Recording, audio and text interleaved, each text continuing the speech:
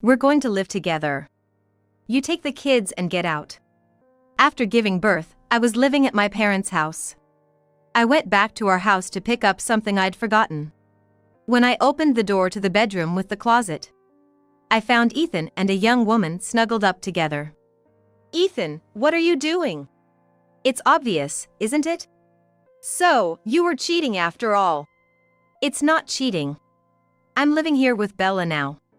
Bella, the woman next to Ethan, also laughed and added.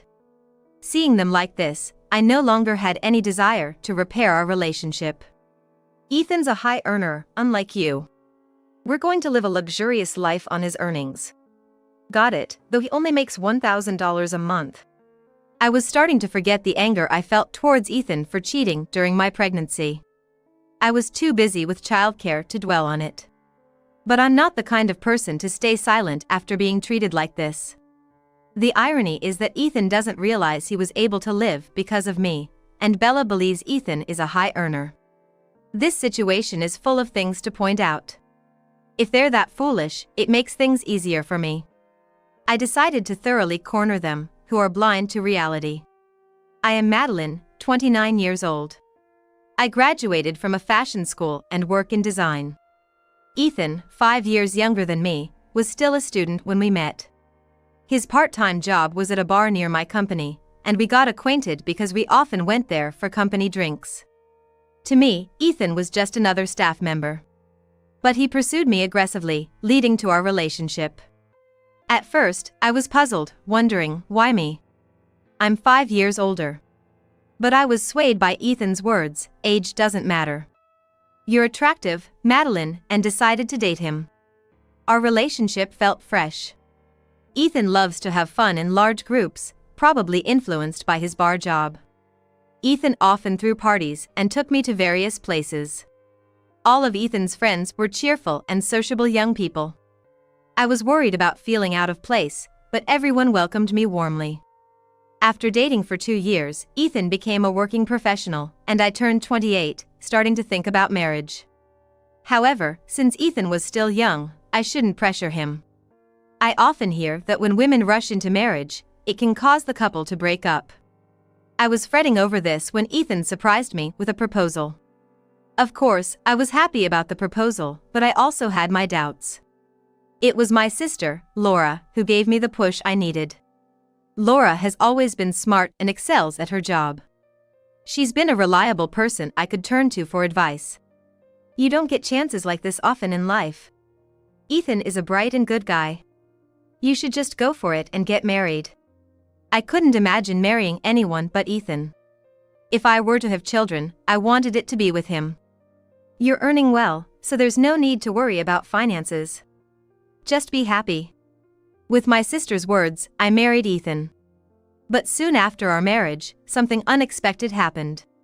Ethan suddenly quit his job. I'd rather own my own place than work for someone else.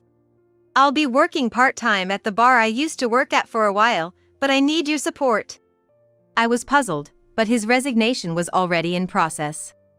I emphasized to Ethan that this was a temporary situation and decided to support our household for a while.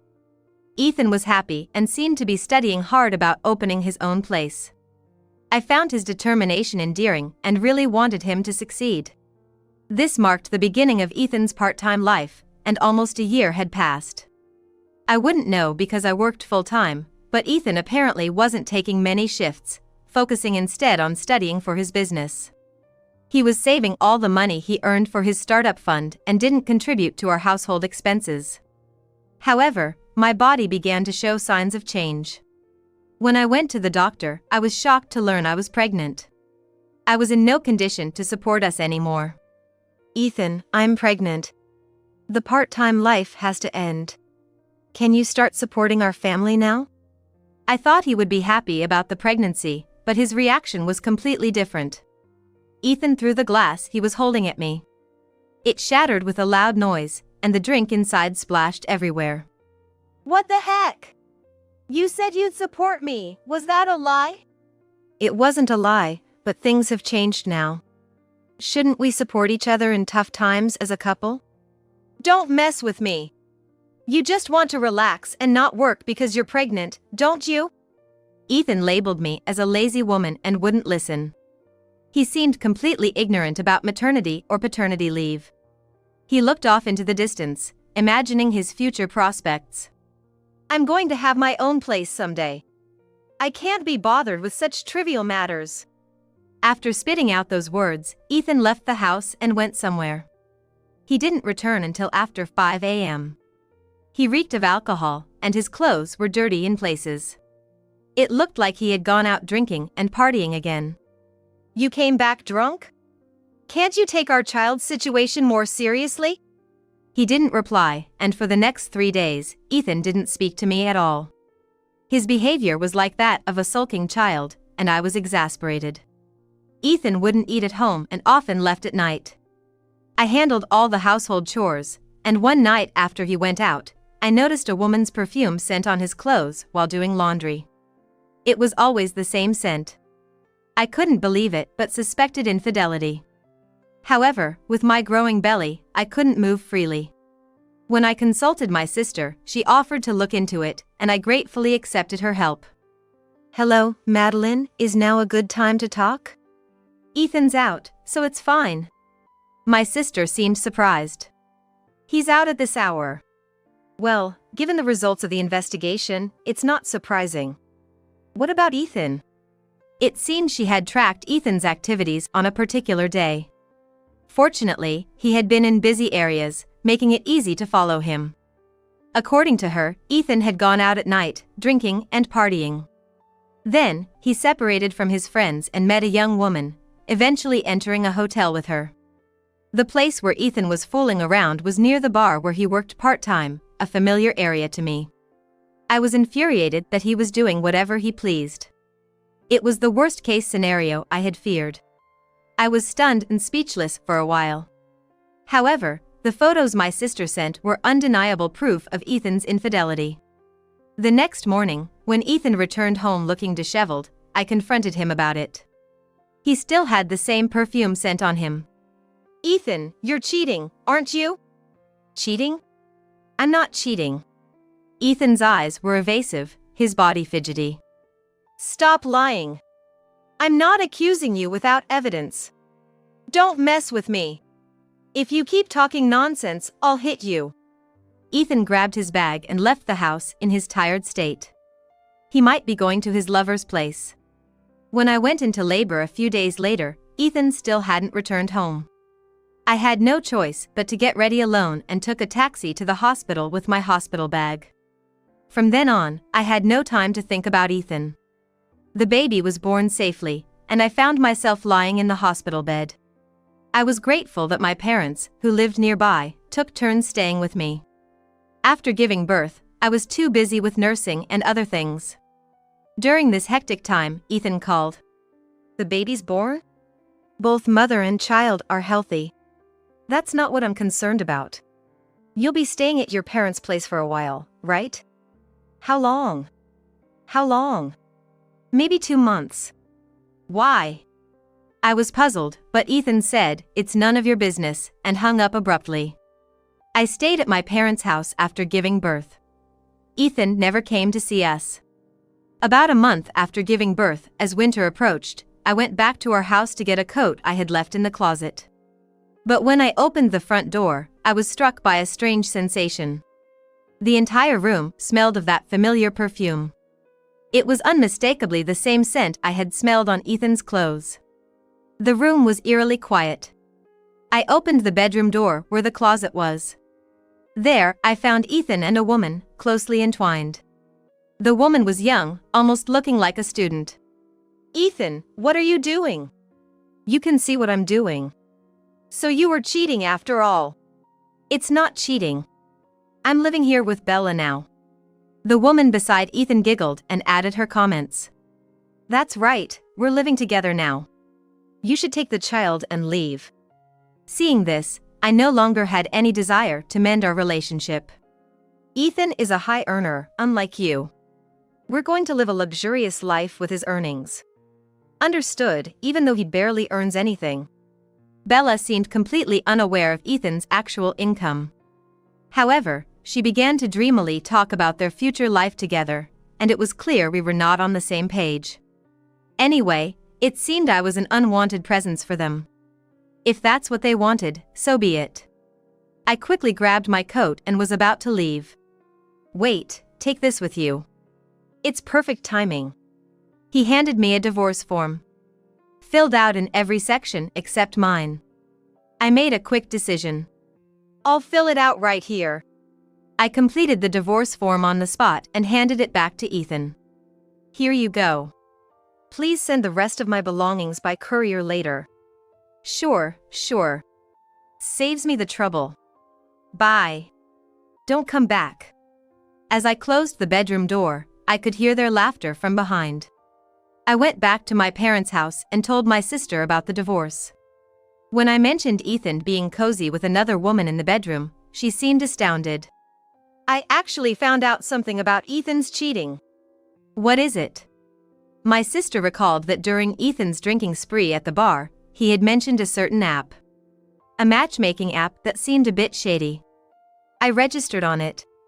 Are you sure that's safe, sis? I'm single, and there's no harm in just registering. Plus, it's free for women.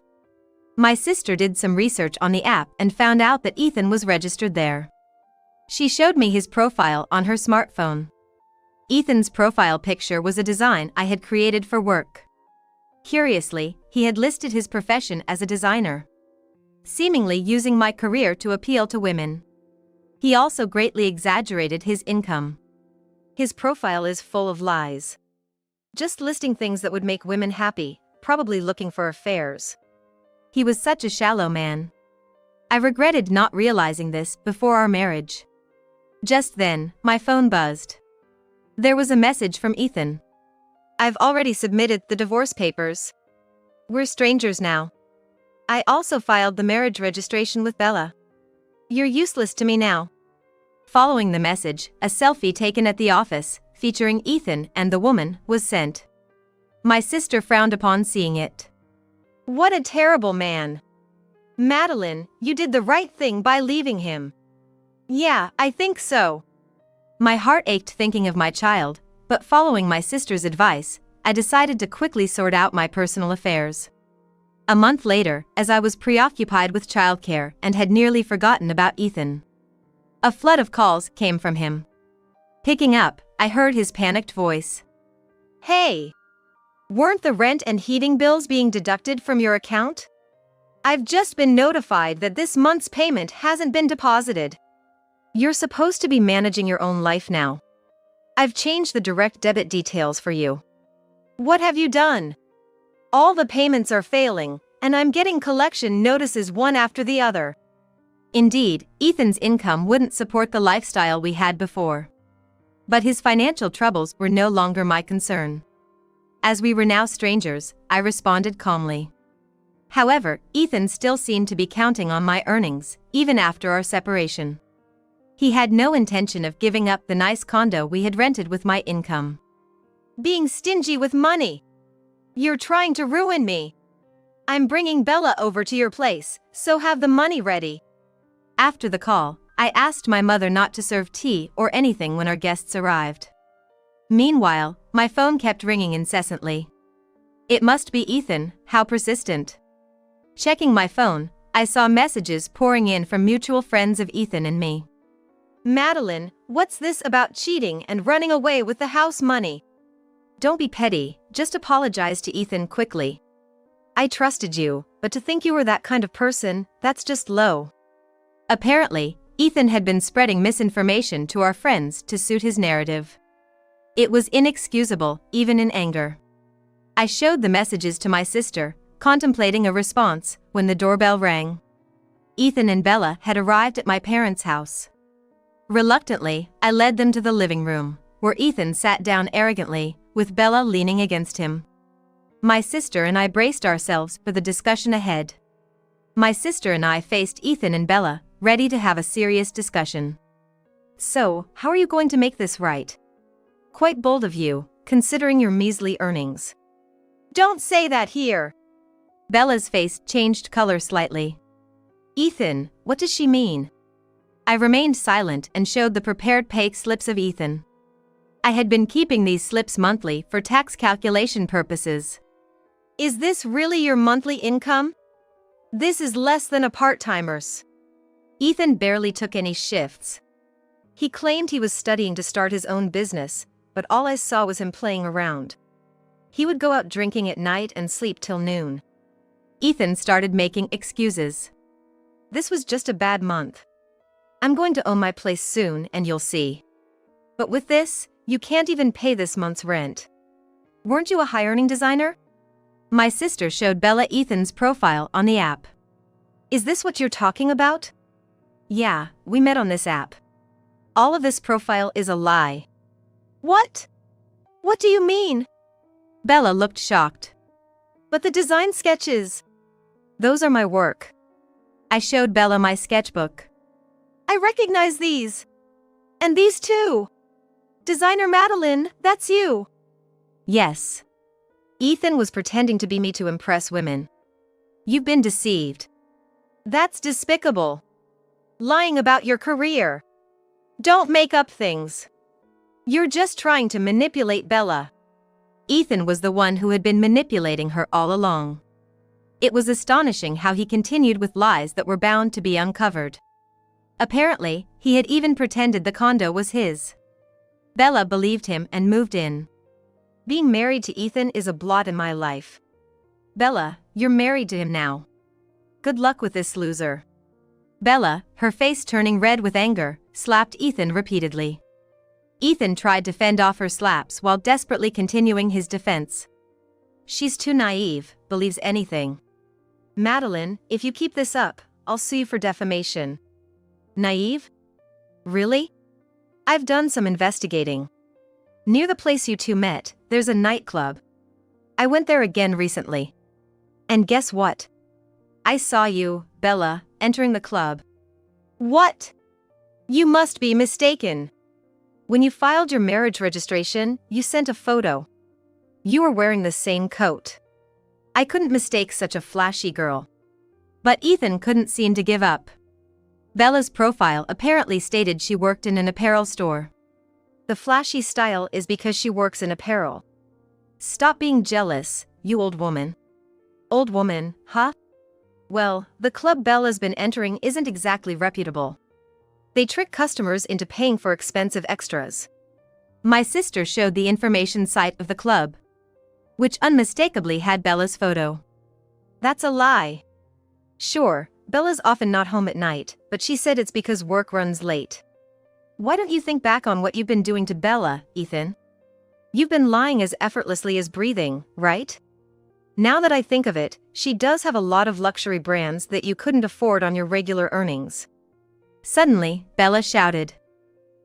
It's all out now! Yes, I'm the #1 girl at that club, and I'm known as Princess. I've got lots of men showering me with gifts. I couldn't help but feel a headache coming on. Ethan and Bella, both so deluded. Bella, was everything you told me a lie? Likewise. If I knew you weren't a designer, I wouldn't have dated you. Liar. A little embellishment on my resume is nothing compared to what you've done. What you've done is a betrayal to men. Ethan, even now, wanted to claim he was not at fault. Suddenly, Ethan started hitting Bella. Their ridiculous exchange was unbearable, and I finally spoke up. Both of you are the same, a pair of liars. Just get along with each other. In the end, I was the only one not lying. Ethan looked at me with tearful eyes. Madeline, I was wrong. Can't we start over? You're married now, Ethan. That's an impossible request. But Ethan was persistent. I'll divorce her. You and I were always meant to be together. Such a convenient story. I won't divorce until I find my next target. I'm staying put. I'm divorcing you. I want a peaceful life with Madeline. Indifferently fiddling with my phone, I replied. Who was it that destroyed that peaceful life, I wonder? Ethan and Bella continued their unseemly argument. Ethan wanted a divorce, while Bella wanted to continue their current arrangement. After a while, as I set my phone on the table, Ethan's phone started ringing incessantly. He checked the messages and turned pale. What's this? All my friends are cutting ties with me? I had recorded the conversation and sent it to our mutual friends. Hearing the recording, they learned of Ethan's actions and unanimously turned against him. You're involving friends and lying, that's cowardly. Should I sue you for defamation? Ethan bit his lip and fell silent. Madeline, you did the right thing divorcing such a man. What should we do now? My sister seemed almost amused. I'll certainly be claiming alimony and child support. Wait, I don't have that kind of money. That's fine. I've considered involving a lawyer. At the mention of a lawyer, Ethan looked like he wanted to run. With solid evidence of infidelity, he likely knew he had no chance of winning. I handed Ethan a note with the bank details for the transfer. All you want is money. What a vile woman.